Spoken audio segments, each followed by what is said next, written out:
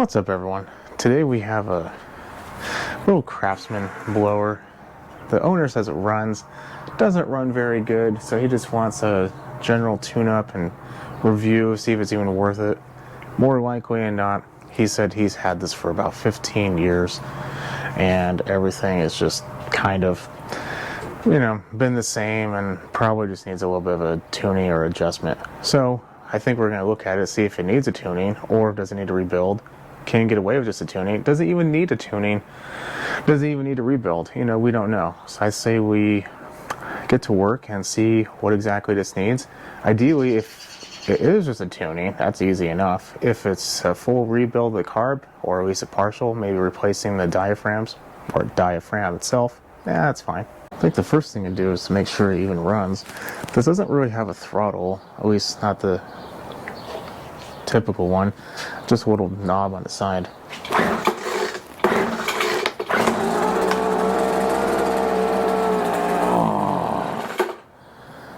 Yeah, it definitely runs.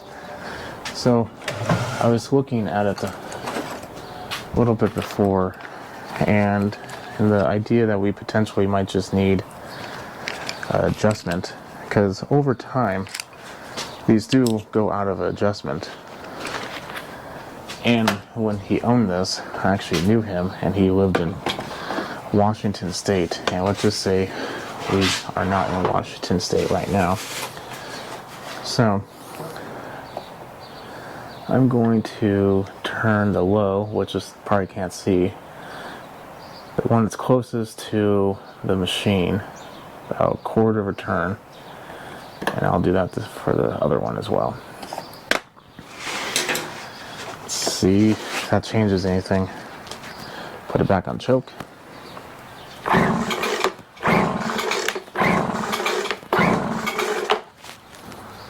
Kind of made it worse.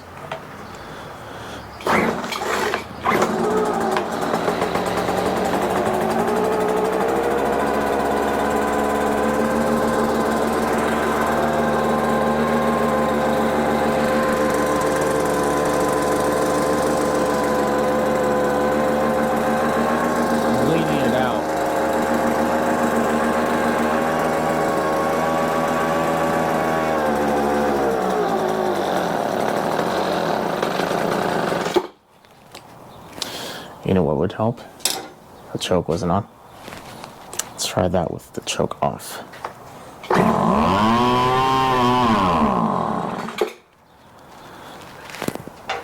Well, I say I'm going to do that one more time, because I'm going to put it back where it was. Put the choke on half choke. Give it a pull. Full choke.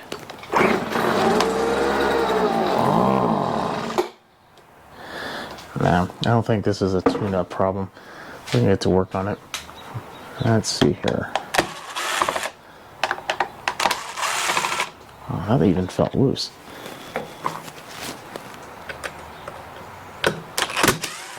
I know you shouldn't be using this style of bit on this, but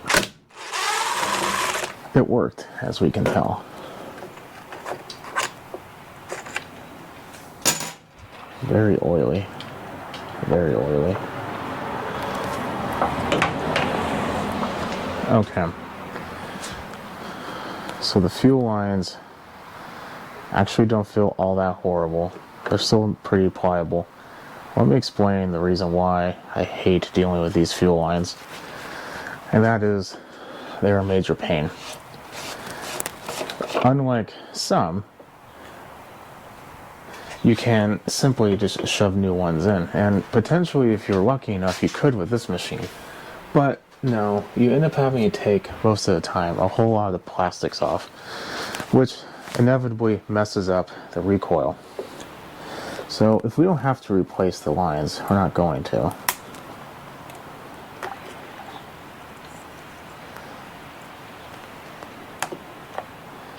Like I said, these actually don't feel all that bad. So I'm going to hope that they're okay, and we're just going to focus on the carb and get that working. Is that the best thing to do? No. You probably should be replacing a few lines too. But, like I said, they're not all that bad. The gain that you'll be getting is not that great in comparison to the work. If they were falling apart or spongy or gooey, yeah, they're just a little discolored. That happens with time, age, temperature, sunlight, the moon and the stars, all kinds of things.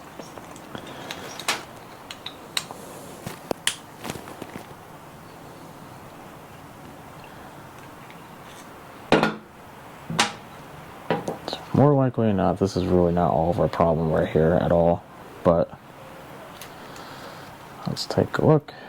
All that looks clean. I don't suspect that this is really dirty.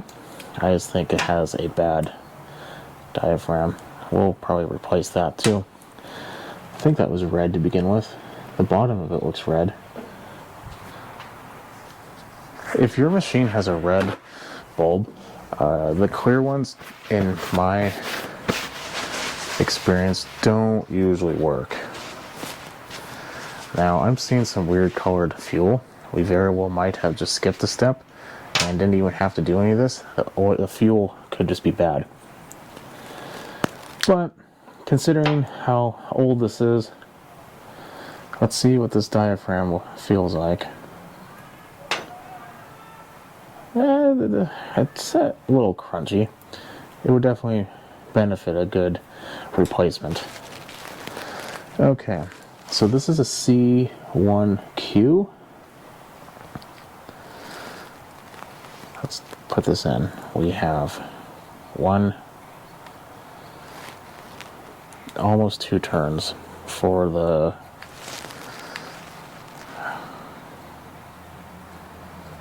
oh man, I'm kind of lost track on that one. That's the low. Yeah, the intake is right here, okay. So almost 2 for the low.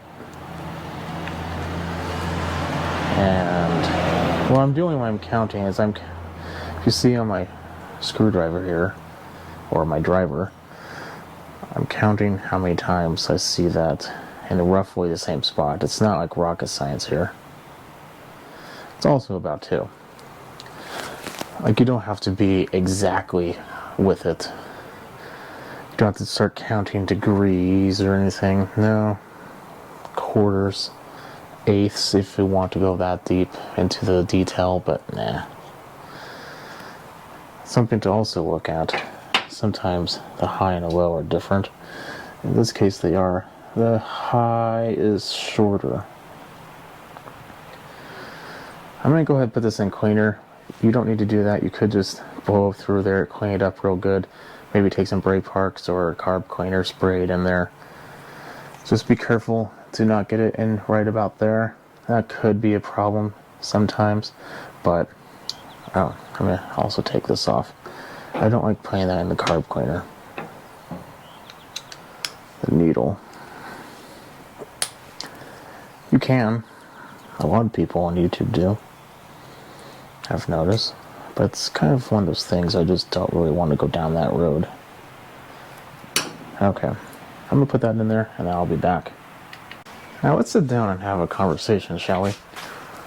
I've gotten an odd amount of people who I don't want to say complain, comment. I don't 100% know where I left off in that conversation, so I will start at the important part. I don't like dealing with chemicals all that much. I have my bare skin, and I don't like wearing gloves. So, and it's faster, for me at least. I can go off and do something else while the machine is doing my work. Some people call it lazy, others call it efficient. Okay. Don't know how well you can see that, but the little spring fits in that little indentation. When they designed this carb, filming was not part of their primary goal set. There we go. Now, we take the old diaphragm off.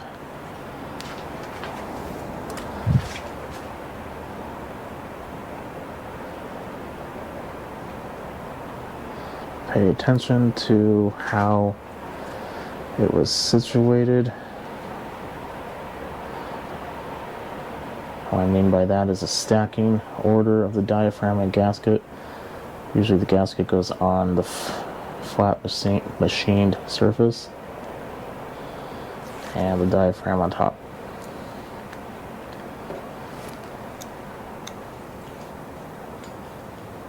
If you get it backwards, you will run into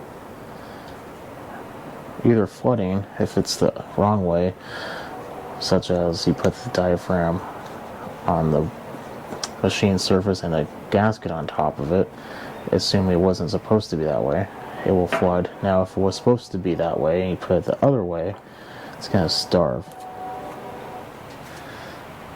So order is important.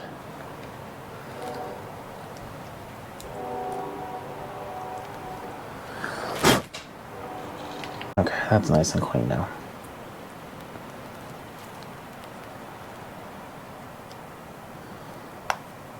Have a nice new bulb. It's even the correct color.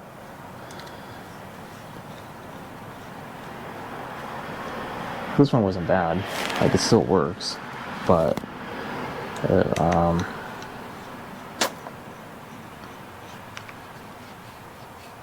the edge of its life. Okay, now we have the low, which is the long one, goes in here. And we said about 2 for each screw, so it's just pretty standard. I wouldn't say, I mean, usually when you don't know, it's 1/2. And if you need to go from there, you can, obviously. So we're going to do 2. Now, we also did riching it up. Maybe we'll just do, I don't know, I lost count while I was talking. Okay, so this is 1, let's just do 1 3/4. 1 3/4. That's pretty much where it was when I got it. Same thing with this one, probably.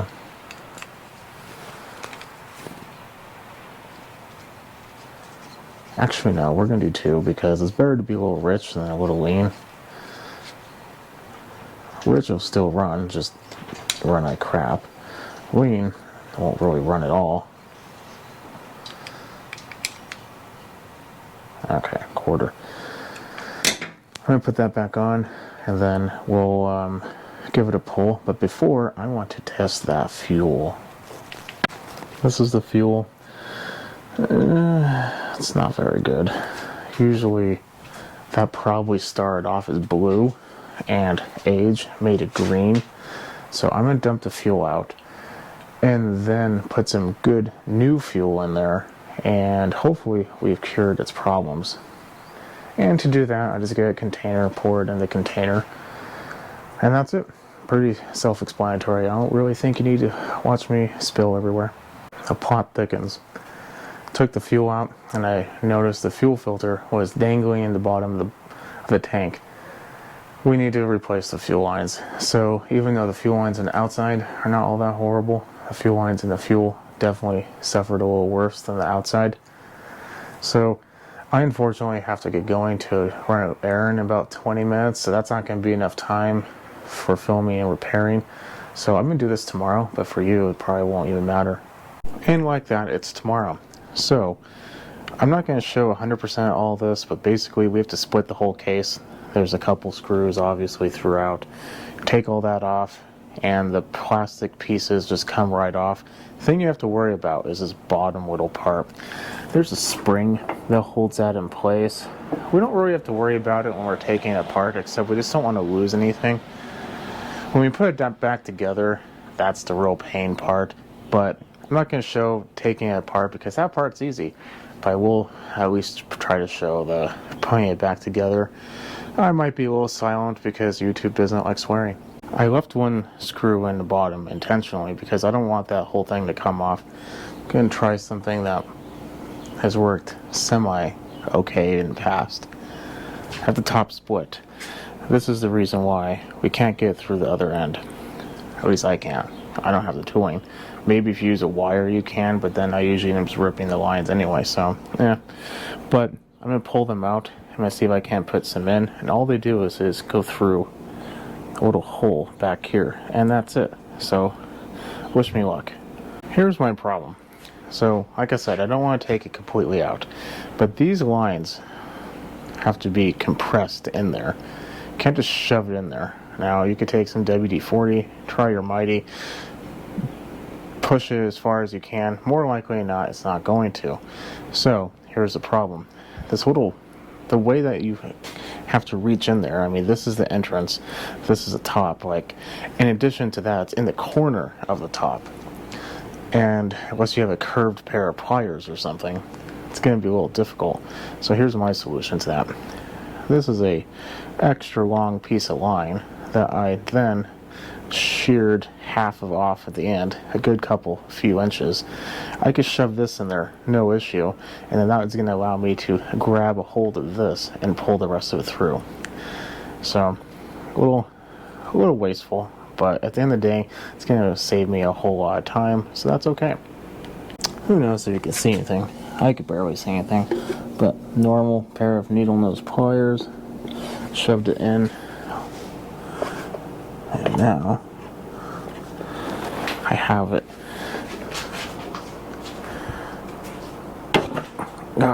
Broke. Okay, I'm gonna work on that a little bit. I think it is starting to go through. I just might have trimmed a little bit too much right there, but you get the point. It's actually not that bad. In addition to that, I also took a heat gun and made the line a little warmer because it's pretty cold outside still right now. So this is too much line. I'm gonna put this fuel filter, which is also a weight, inside the tank, and then at that point excuse me, I'm gonna I want it to be able to move freely while still touching every corner of the tank, so you just kind of have to eyeball it. In addition to that, this machine loves to make you hate it and needs a secondary line to be a return, which, yeah, a lot of machines do. That's not a problem. However, it's a different thickness, so you actually need two different thicknesses of line. The other one is going to be way too big for the other hole. Now you could drill it out, but then you run the risk of maybe not fitting very well on the carb. I don't know if that's a risk you want to take, which I don't, so I'm going to go ahead and continue. If you learn absolutely nothing this entire video, I want you to learn only this. When you are replacing the fuel lines, doing what we just did is a whole lot easier than what I originally was planning on doing.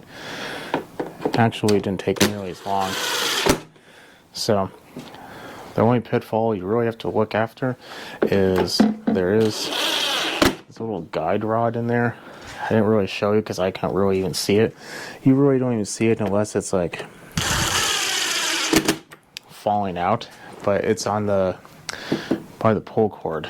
Just this little metal rod, I believe. It might be, I don't know, 1/4 inch thick, something like that. It's nothing big, but if you don't, I believe the line will actually start to rub, or it won't go on right.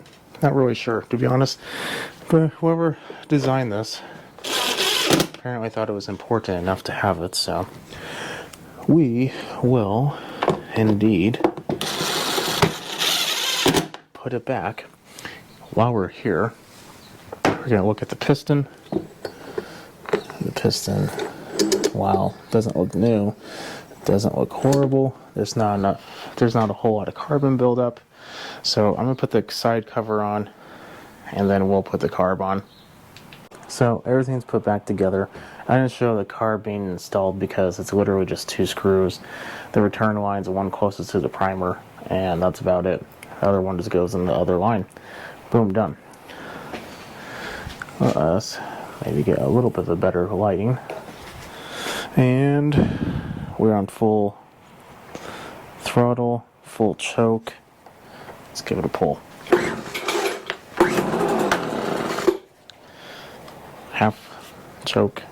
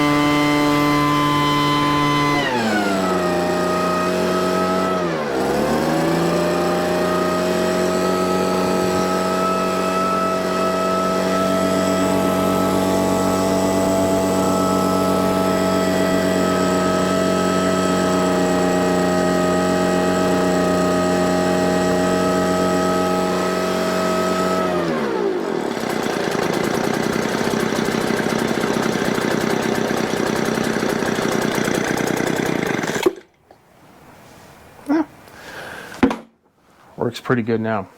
So, what was the cause of this? Well, I think it's the combination of the fuel line being snapped. Probably not, you know, fuel lines shouldn't be snapped.